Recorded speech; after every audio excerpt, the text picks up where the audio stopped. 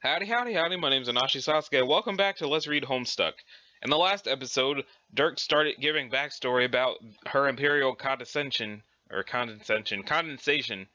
what I like to call her Imperial condensation. About how she started taking over the world. So, here's about to be the big picture. Nobody at the time knew what the fuck she wanted to accomplish or what her actual motives were. But in retrospect, it became clear she was trying to essentially restore the conditions of her old homeworld, which she used to roll over as well. She began instituting these crazy laws. First of all, people weren't allowed to reproduce. She found our usual method of procreation revolting, and anyone who engaged in it was punished by death. But she still needed an ongoing population of subjects to abuse, so to propagate the race she set up this weird system. At random intervals, every citizen would be required to supply their genetic material to drones. That DNA would be collected and combined in some way. Many years later, long after the original donors had died, clones would be spawned from their DNA.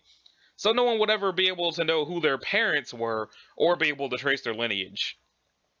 It was only through a bit of good fortune that Roxy and I were able to discover who our ancestors were. They were the rebels you mentioned? Are they alive right now? I mean, in my time? Yes. Oh, I'm very curious about them, and also my grandma. I'll get to them, don't worry. Anyway, her imperious condescension turned out to be especially cruel to her human subjects. I'm sure her rule was no picnic on her homeworld, but I think she resented humans' biological incompatibility with the ideal empire she envisioned, and became frustrated. Humanity wasn't even really her first choice for rule. There are reports that she attempted to clone members of her own species and replace the human population with them, but they all died. What happened to them? The rumors say it was her own pet who killed them. See, she traveled from her world to Earth in this huge red space ark. In it she had gathered thousands of creatures from her planet, I'm guessing to save them from extinction. This, more than anything, has led me to speculate that some cataclysm happened on her homeworld and she moved on to greener pastures to rebuild her empire. She bred all these creatures in secret, increasing their numbers, preparing her for her eventual takeover. Each monster, or Lustus naturae, was meant to be kind of a caretaker of the young. You can see where the dramatic schism between our species and hers begins, and also why she had a reputation for being quite insane. But she also happens to be this one humongous sea creature, monster, Lustus, that is like her own personal bodyguard and kind of a secret weapon? But it turns out the thing is kind of an enigma, sort of a double-edged eldritch horror, as much in her service as it is calling the shots in some unfathomable way. Every time she tried to resurrect her race, it would slaughter them all psychically, as if it was keeping her ambition in check, or so the story goes. Wait, these beasts tend to the young? I can tell you from first-hand experience that monsters are totally rotten at taking care of kids. They do a bang-up job of making them scared, though. Exactly, the plan was beyond shitty. So, does that mean you and Rox are raised by these things? Nope. It was a very short-lived experiment centuries ago. Humans just don't have the same evolutionary symbiosis with those things as her race had. Turns out a bunch of fucking alien monsters have no interest whatsoever in taking care of human babies. They mostly just wind up eating them, or at best, just abandoning them. Later, she instituted a Lustus droid system to serve the same function, as she began phasing in more robotic solutions in favor of all this ill-conceived biotech nonsense that always did nothing but backfire. Even drones were replaced with robotic versions. I imagine they were just easier to produce and control, since she'd given up hope of perfectly mirroring her own civilization in all its convoluted symbiotic glory.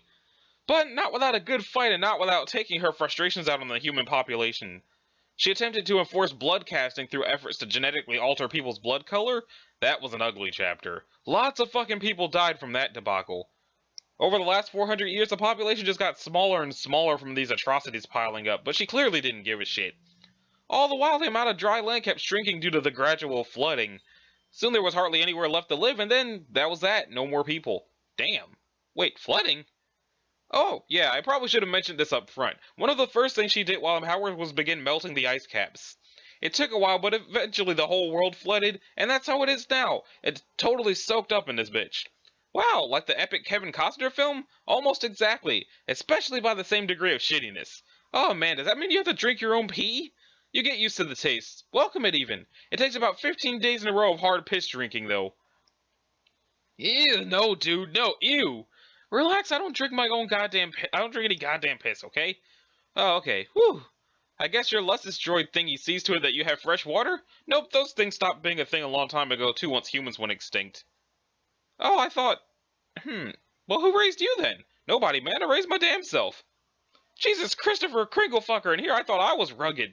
You're still pretty rugged. You're just a fucking dork about it. That's true. I guess I did have Cal looking after me. Let's not discount the rad service of the Seaman, okay? Heaven forbid. And what about Roxy? Pretty sure the, Carapatians took care of her when she was young. Wait, the whatsits? Oh, another thing I forgot to mention. There are a lot of these humanoid creatures with hard shells, some black, some white. As humanity was dwindling due to an increasingly whimsical and psychopathic Condess, she began introducing more of these Carapatians onto the scene. Are they aliens too? Sort of? They're definitely from other planets, so yeah. But really the deal with where they came from is a whole other story for another time. But the bottom line is at some point, somehow, she started herding a bunch of them from their homeworlds onto Earth and multiplying them. Something like 100 years ago, it became clear she favored these guys more than humans as her subjects. They're very loyal and seem genuinely dedicated to serving her. Must be what they were bred for. She still treats them like shit though, unsurprisingly. All these colonies started sprouting up like these modular cities floating on the water. It probably sounds cooler than it is, but they're basically slums. That's where they tend to live in large numbers. Roxy lives in one of these colonies. It's about 2,000 miles from where I am. Good gravy! Those are exotic circumstances. And here I was thinking I had the most exciting and adventurous life. It turns out I'm just some chump on a boring-ass monster island in the city old pre-apocalypse. For what it's worth, I think it's gotta be more interesting living in the 21st century than the 25th. Like, it's really no contest. You're probably right. I'd be really keen on talking to Roxy about this too. I'm very curious about her experience as a future lady with all the whatsits, the hard shell folk. I must say, it turns my previous perception of your lives right on its freaking ear. Man, she would love to talk to you about all this. She hates keeping secrets. It's been killing her not to spill all these fucking beans way the hell prematurely. Like, what is even your day-to-day business like in See Hitler's Water Apocalypse? Well, I mostly shit around in my apartment all day, building stuff, reading about history, and flipping out with my sword. Sometimes I go fishing and check out the underwater ruins. She does plenty of useless fucking around too, but at least she's got a neighborhood. She also uses one of her gadgets to gank vegetables and stuff from the past. She tries to feed the hungry neighbors whatever she can scrounge up. Those are amazing stories. I'm so lucky to have friends like you. Oh snap, what about Jane? Have you told her? Jane is... No, I haven't. I've dropped some hints and tested her willingness to believe something like this. It's just not going to fly. It's way too much to drop on somebody all at once if they aren't receptive. True, but it seems a shame to keep her out of the loop. Well, tell her whatever you want. She'll likely think she's being fucked with. Personally, I wouldn't bother trying too hard to convince her. There's no point in alienating her. Someday she'll be ready to believe things. Okay. Well, I still have so many questions. It's incredible that this is all going to happen right around the corner. I don't know if I'm ready. Like I said, the changes will be a little more gradual than that. More clandestine. She'll exploit the fear caused by her revelation to the world to create intended reactions within governments and media, and her agents embedded on the inside will help nudge things in the direction she wants. Then, 20-some years down the road, without anyone suspecting a thing, she'll suddenly be in complete control and Earth will be fucked. I want to join the opposition. Fuck this witch. I have lots of guns and reckless bravado, and I want to stop her. I'll pick up where my grandma left off. Well, aside from the main reasons that won't happen, which I won't get into, it still wouldn't be a good idea. Horse shit, why not? Because people way better at this than you tried and died? You said you wanted to hear about our ancestors. Heck yes, bro! Well, how much do you actually know about your grandma? What have you read and what do you remember? My memory of her is pretty foggy. I do know she loved adventure just like me. That's why she was exploring this island and raising me here when she died. She was a fair markswoman and she knew her way around an atom or two. Pretty sure her company made a tidy fortune till it went belly up. At least I still have a few of her knickknacks for keepsakes. And as you confirm, she was raised by that evil spinster. But then again, for some of the things my pen pal has said, it kind of throws some of these details into question, so I don't know what to think. I don't know what the deal is with your pen pal either, and I'm not really prepared to speculate on that right now. But I'm privy to a shitload of historical data I can share. What's the last thing you remember about her? It was the night I found her dead. She had gone off to study the ruins one day. I'm pretty sure that was her purpose on this island, to study the technology here and solve all the astonishing mysteries. She even built this big fancy house we used to live in, so I guess she really wanted to settle here for a while. But she didn't come home from her exposition for a couple of days, so I started to get worried. I followed the trail we usually take to the lagoon, keeping my eyes peeled for monsters, but instead I found her lying there dead. I think a monster caught her off guard. There were 3 big fang marks in the body and a trail of blood along the path. It looked like she was trying to get home, but couldn't make it before succumbing to the injury. But before I could even do anything about it, I heard an explosion. I looked back at the hill and my house was gone. Just a big poof of smoke where it was standing. So I lived alone in the jungle ever since. Huh. I wondered about all that. Well, you never asked. Oh, I know. I would have, but asking about your past would have just been inviting you to do the same. You know how it goes. Indeed. But for the record, I don't think those were fang marks on the body, dude. No? Finish the story first. Then what? Well, there's not much more to it. I had to deal with Grandma's body. I would have loved to give her a proper and dignified memorial like Jane's granddad got. God, Jane is so lucky every day in her house. Every day in her house, well, it must be like Weekend at Bernie's. What a riot that it must be. I'm so jealous. Yeah, what a fucking treat. A living room corpse party every goddamn day. I know, right? Alas, I had to dispose of the body with haste so the monsters wouldn't eat her, so I just made a little campfire and burned it. I keep the ashes deep in the ruins, which is why I think she liked it best. Hopefully there's an earthquake or something that would knock the urn over in a predictable and hilarious fashion. No way, man. I bet my bottom boonbuck that shit's eternally safe. That urn's like the Fort Knox of standing upright forever because of no accidents. Yeah. So then after camping out the next day, I went exploring and found my room globe intact, sitting in the jungle, so that's where I lived since. And that's pretty much it. I sure miss my grandma, though. She was the best. She was definitely very brave if the stories are true. Downright audacious, I'd say. What did you hear? Well, like I said, she was raised by the Baroness. It was probably a worse childhood than either of us had. She wasn't related, obviously, and ain't nobody's related to a damn fish alien. Except other fish aliens, probably. She had an adopted brother, too. Life must have been miserable for both of them. Yes, I vaguely remember her mentioning him. Cripes, the thing she told me now that I think about it. She said the witch even killed her dog. Is that true? I don't know, but I wouldn't doubt it. There are other urban legends that she did a lot of experiments on animals and people, mostly to do with mind control. Like figuring out ways to unlock all her psychic alien potential to increase her power. Not sure if that's true or if it was actually successful, though. So what you're saying is pretty much any unspeakably horrible thing she could have done she probably did? Yes. Anyway, your grandma managed to run away when she was quite young. Maybe it was a traumatic event like dog murder that prompted her to flee, who knows.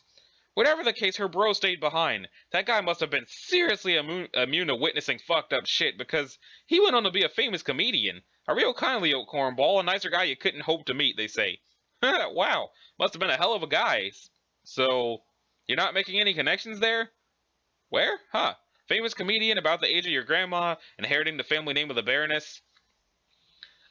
Not ringing a bell? What are you talking about? Dirk, stop speaking in riddles and keep telling the story. I'm on the tenterhooks here. Okay, well, it's not like it's that important. Just a super obvious thing that'll probably occur to you later when you're looking in the fridge you don't have, at which point you'll feel like an idiot. Oh my god, you can be one opaque motherfucker. Just clue me in, bro. Nah, it'll be funnier this way. Strider! Moving on. That kid kept the family name, but obviously your grandma didn't. She must have held a grudge against the Baroness her whole life. She started by taking a different name she knew would stick in her craw. Oh, I remember this. I believe she said the witch used to be married to a terrible man named English. So because the witch really hated the guy, she took on his name as a sort of big old fuck you to the woman. That's probably close to the truth, but it sounds like the kind of story an old lady tells her young grandson in a way he would understand. Or at least wouldn't scare the shit out of him. What I've read is something much more sinister, as usual. There's supposedly only one thing the Baroness fears, and your grandma learned of this somehow. It wasn't an ex-husband, though. It was her superior. Some kind of demon or another alien, no one really knows. But he went by the name English. He's supposedly even more brutal than she is, if you can believe that. So I'm named after a demon? What kind of demon is named English, anyway? What kind of an alien is named Crocker? It's probably just a name he stole from someone else, like the Baroness did. I guess it's kind of cool being named after a demon who's so scary even the witch is afraid of him.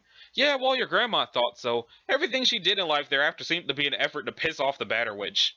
Like starting a competing tech company heavily branded in a way that was presumably intended to remind the Baroness of her boss.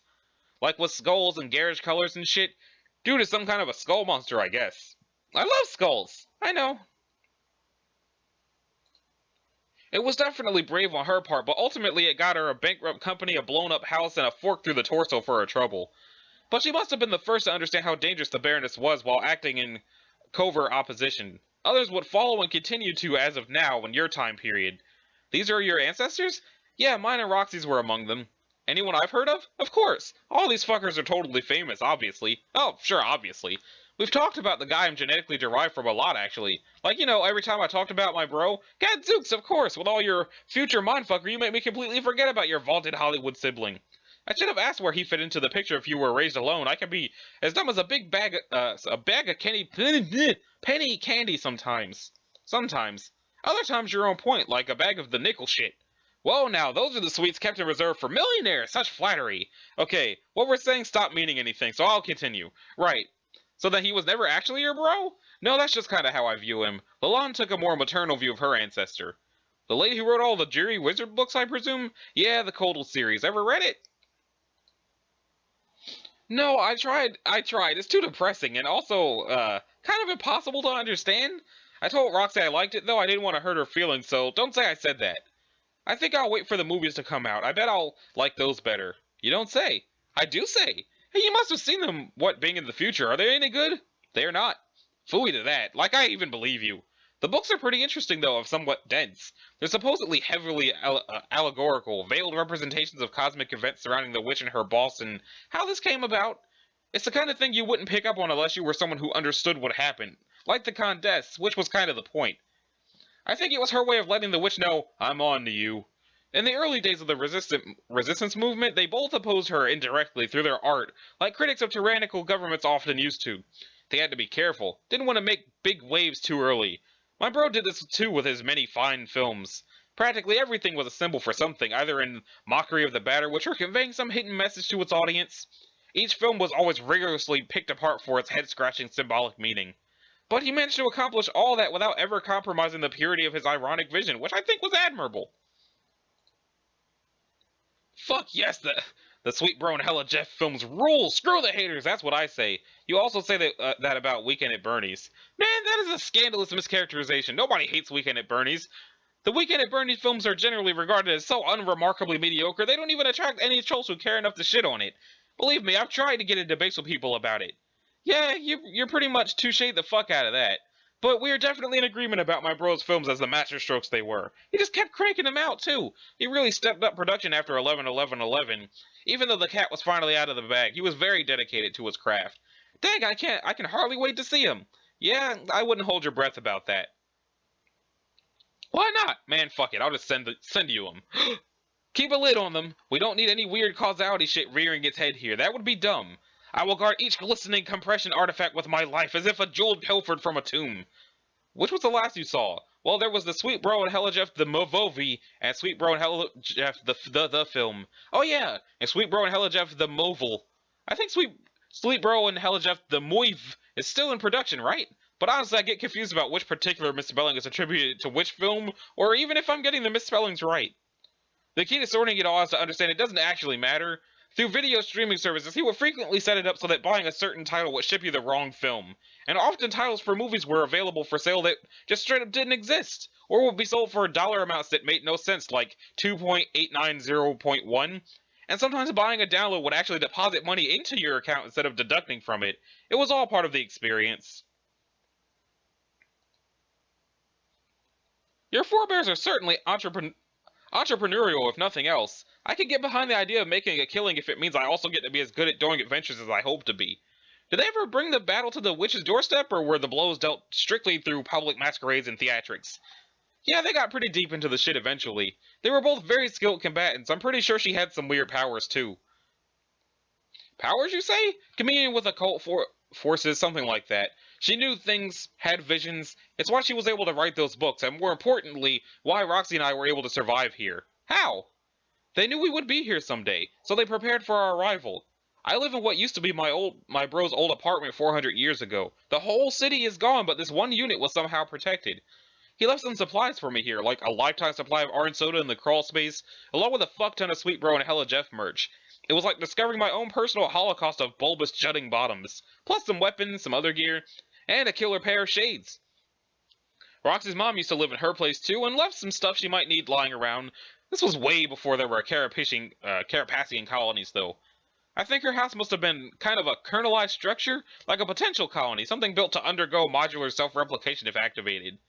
I'm sure her mom knew that. It's been a good way for rocks to blend in. I stick out like a sore thumb here, of course, but it hasn't really been a problem yet. So, they knew you would show up in the future someday and prepared for that. Doesn't that mean they also knew they weren't going to be able to stop the witch? Probably, but they went down fighting anyway. Wow, that's brave and kinda sad.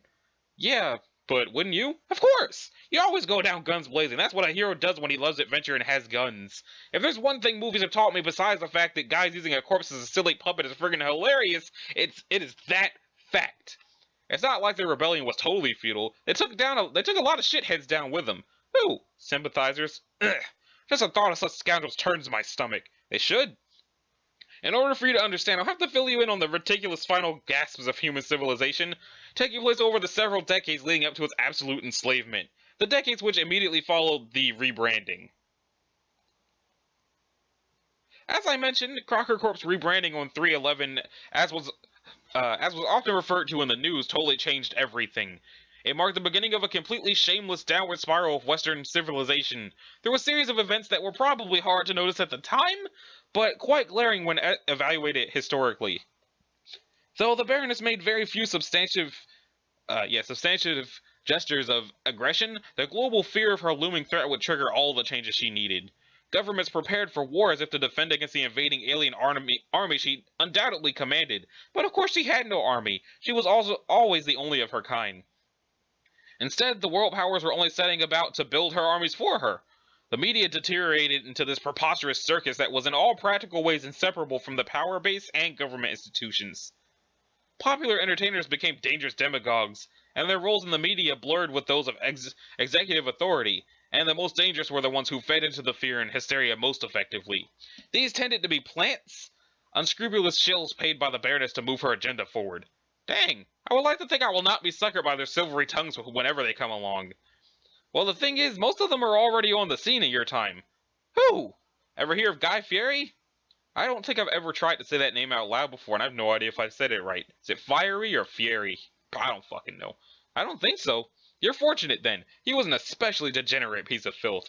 He used his connections and guile to wriggle into the spotlight and then on to other positions of power. He somehow landed on the U.S. Supreme Court.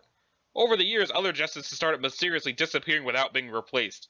After helping rewrite the Constitution to form an incomprehensible patchwork of fascism, theocratic mandates, recipes, and bad rap lyrics, he weaseled his way up the ranks to become the high champion of interstellar war.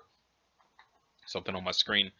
I'm just going to cut to the chase because really this ain't a big history lesson here. He eventually came to be regarded as the third and final Antichrist. No other human in history was responsible for more death and suffering. That boorish cur! Yes, that's exactly the phrase I would use to describe someone responsible for the extermination of 5 billion people. It was just so uncivilized of him. How could such an atrocity be allowed to happen? Was his personal magnetism really that overwhelming? Maybe overwhelming in the wrong direction, yeah.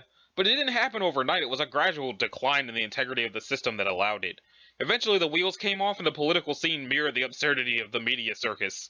By the time Presidents Jay and Dope were elected, Western civilization had officially fucked itself over forever, and I think everyone knew it. Oh no! When does that happen? 2024? The last free election the world will ever see. So, like, they were on the ticket together? As president and vice president? No, man, they were both president. They were the first dual presidents of the United States of America. Also the last. They were also the first and last Juggalo presidents. The founding father warned us about this, but nobody listened. They did?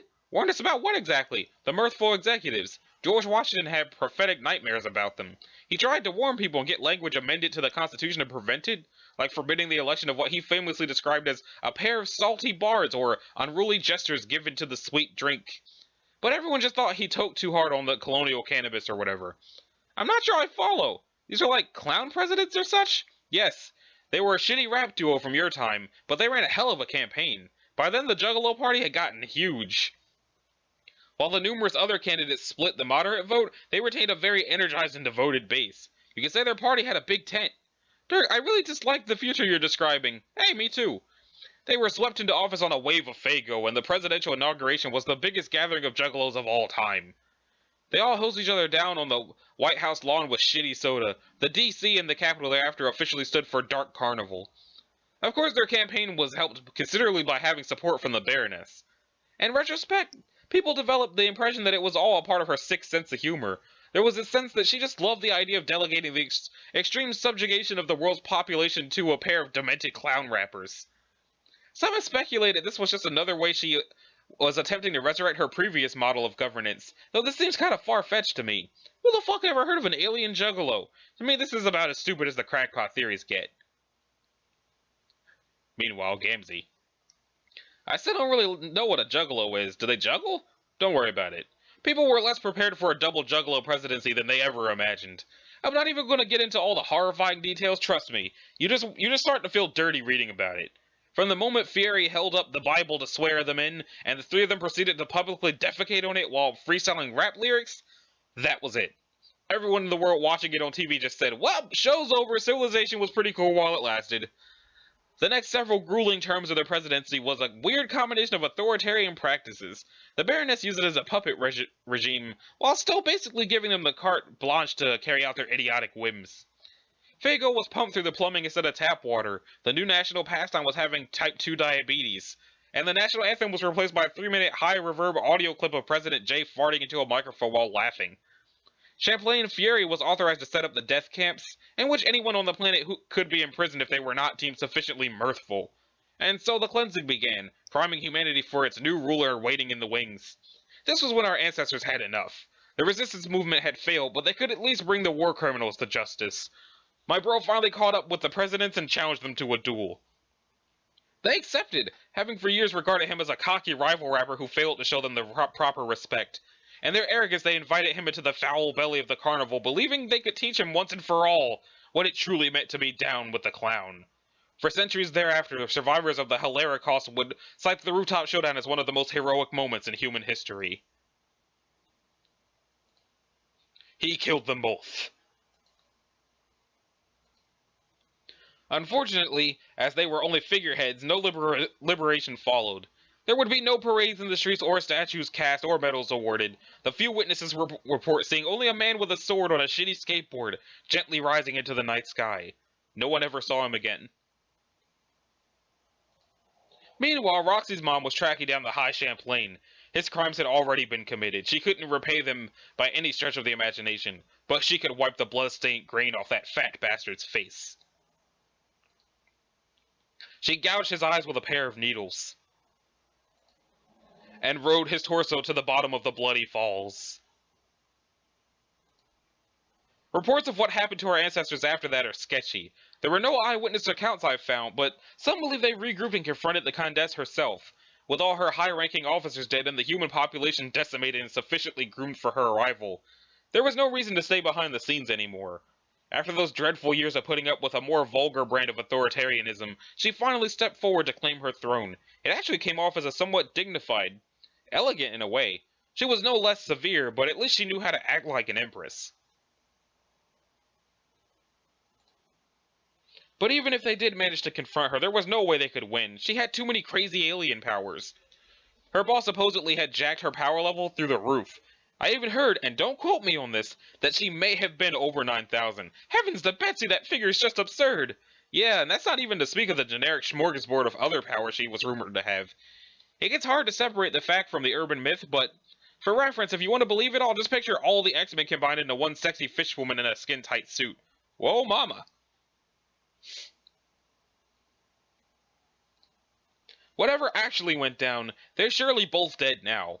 I guess it had to happen like that, though. There's no way the Condesse would allow us to be born within even a century of our genetic forebears. The thought of that was completely disgusting to her. But I really would have liked to be able to meet them. I guess some things would just be too awesome to ever stand a chance of happening. Yeah, I know the feeling. Wait. What? Dirk, didn't you tell me at some point you did find evidence the witch killed them? As of now? No. Are you sure? I swear I remember you saying something about that. How could I have said anything like that before today? This was obviously the first time I've mentioned any of this. Oh, I guess I'm just having the nuttiest deja vu thing going on right now. I feel weird. I guess I'm mistaken. Never mind. Okay, I will disregard your anomalous observation for now and continue conversing as if it never happened. Right, good plan. Anywho, that's a heck of a tragic and thrilling tale, Dirk. I'm still totally cockeyed and catwampus about it all. I don't even know what to think.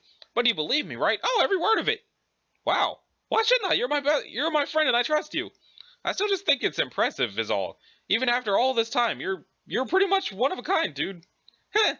Not really. I just like believing stuff and believing in people. Wait, what do you mean? About what? When you said after all this time, you just told me now. Yes? Hang on. Blah. The deja vu shit is happening again. Okay, I'm sure we've had this conversation before. So many things are familiar. I remember you saying that one of a kind dude thing, and I remember saying the word catawampus and all of it. What's going on? Took you long enough to figure it out. Pages are a really slow burning class. Damn. Figure out what? You're asleep. Oh, that's right. I fell off the platform thing, and I guess I got knocked out. Yep. So I'm dreaming. Kind of. It's a dream bubble. What's that? A place in the infinite abyss where sleeping people can share dreams with each other while revisiting memories. Also where they can meet dead people. So we are sharing a dream together? Are you currently asleep too? Currently in the future? No. Even if I was, I wouldn't visit a dream bubble. That only happens when your dream self is dead, like yours is. Mine is not. I guess I understand? So what's the deal with the deal then? Wait. You said this is where they meet dead people, too. Shit, Dirk, are you dead? Are you a ghost? No, dude, chill, I'm fine. Then what the fuck is going on? Who am I talking to? Well, who are the people you talk to when you have a regular dream? What? Like, just a boring normal dream. And there's a person you're talking to. Who is that? I don't know. It's nobody. Just a projection of your own mind. Dream bubbles don't always have to be shared by dreamers or dead people. You can go to sleep and wake up in one alone, reliving an old memory. Kind of like a normal dream. Until you remember it's just a memory, which is where we are now. Okay, so I'm having a lucid dreamy thing in a magic bubble, and you were just a figment of my imagination? Yes, basically. So I'm talking to myself. That's kind of stupid. Well, yeah, but not quite. You can view me as a projection of the real Dirk within your mind, as expressed through all your thought patterns about him. So I'm kind of a splinter of his corporeal self who happens to live in your awareness. I'm a startlingly close approximation to the real thing for all intents and purposes. Just how startlingly close are we talking? I'm not going to give you a bogus percentage like the glasses, because that's not my shit. But pretty damn close. Okay, that's fair, but man, there's something that feels kind of weird about this. You being in my head, it's a little messed up. What's messed up about it? You were the one who put me here with your intimate understanding of all his mannerisms and predilections. And a splintered existence is pretty much how he rolls. This is how shit is, bro. Okay, I'm sorry for saying it's messed up, but it's still a bit frustrating. I've been trying to talk to you all day, but all I get is your pesky responder bedeviling me at every turn, and your freaking robot punching me across the ocean, and then throwing a weird tantrum and ripping his nuclear heart out in front of me. And if that weren't enough, I tumbled off the doohickey and knocked myself out, and I'm strolling down memory lane with your fake brain ghost. It's like you're surrounding me from all sides with imitations of yourself, but never the real you. Cheese and fucking crackers, when do I get to talk to the actual Dirk? Jake, what do you even know about someone's actual self? What does it mean? What makes it actual? What is actuality? What a horseshitty question. I don't know anything about actuality, I guess, but I know some philosophable horseshit when I dad blasted hear it. I'm just saying, this isn't really your field of expertise. Dirk is the heart guy. He's the one walking the path of self, even when he doesn't know it, like, right now. But what does that mean? How can you really be made of only my thoughts when I don't even know what you're talking about sometimes? Or when I didn't know some of the things you're telling me, like about being in a dream bubble. How could I tell myself about that stuff through Brain Ghost Dirk? Who says you don't know these things on some level? I don't think I do. I have no business knowing these things. Pages have a lot of untapped potential. That's practically all there is to the class, actually. But when they eventually find it, look out. And the ones who deal in hope, shit, man. I'm scared of you already. And that's not even real. And I'm not even real.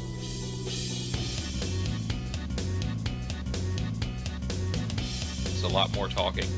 I think I'm going to end the episode here, but I'll do that other talking in the next episode. So, this has been Anachi Sasuke. This is episode 90 of Let's Read Homestuck, and in the next episode, Fake Brain Dirk is going to keep talking to Jake. So, thank y'all for watching, and I will see you next time. Later.